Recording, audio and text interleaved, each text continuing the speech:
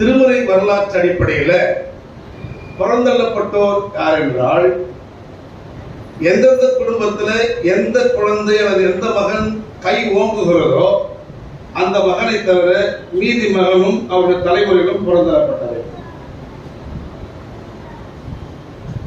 நமக்கு ஆதாம் ஏவாளுடைய வற்றில் நமக்கு பெருசா வரலாற்று தரவுகள் இல்லை.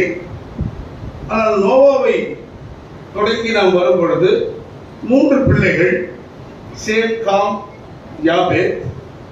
அதில் அப்பாவால் வாழ்த்த பெற்றவர் சேம், எனவே அவர் தெரிந்து கொள்ளப்பட்டவர்.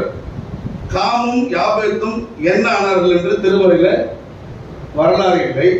ஆனால் காமின் வழி வந்த கானான் ஒரு இடத்துல குடியேறி கானான் நாடாக அது உருமாறுகிறது. கானான் என்பது புறந்தள்ளப்பட்ட பகுதியாக பார்க்கப்படுகிறது. அதனால் தான் கானானிய பெண்ணின் வரலாறு அங்கே சொல்லப்படுகிறது. அதன் பிறகு அப்படியே வரிசையில் வந்தால் அந்த சேமின் வழி வந்தவர் தான் ஆபிரகாம். ஆபிரகாமுக்கு 2 பிள்ளைகள். அதில் ஈசாக்கை மட்டும் நாம் தெரிந்து கொண்டிருக்கிறோம், இஸ்மவேலை தெரிந்து கொள்ளவில்லை. எனவே ஈசாக்கு நம்மாடு, இஸ்மவேலு புறையினம்.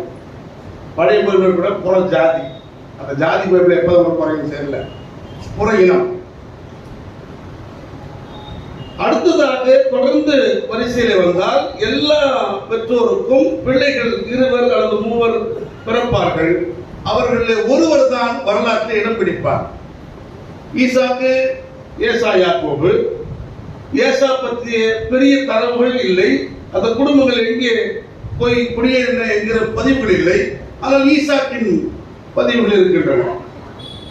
ஏசாவுடைய, யாக்கோபுடைய பதிவுகள் இருக்கின்றன. யாக்கோபை தொடர்ந்து யாக்கோபுக்கு இஸ்ரவேல் கடவுள் பெறுகிறாரு. அந்த இஸ்ரவேலில் 12 குடும்பங்கள் பிறந்ததாக சொல்லப்படுது. உள்ளபடி 13.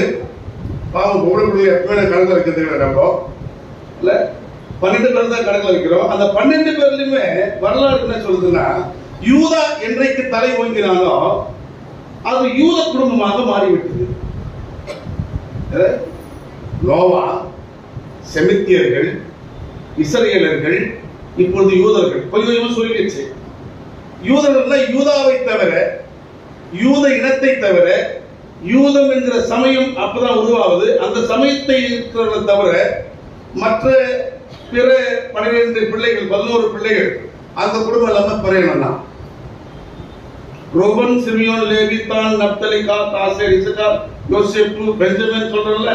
இதுல யூதா தவிர, பெஞ்சமின் தவிர, பெஞ்சமின் யூதாவும் ஒன்றிணைந்து ஒரு நாடாகிறாங்க.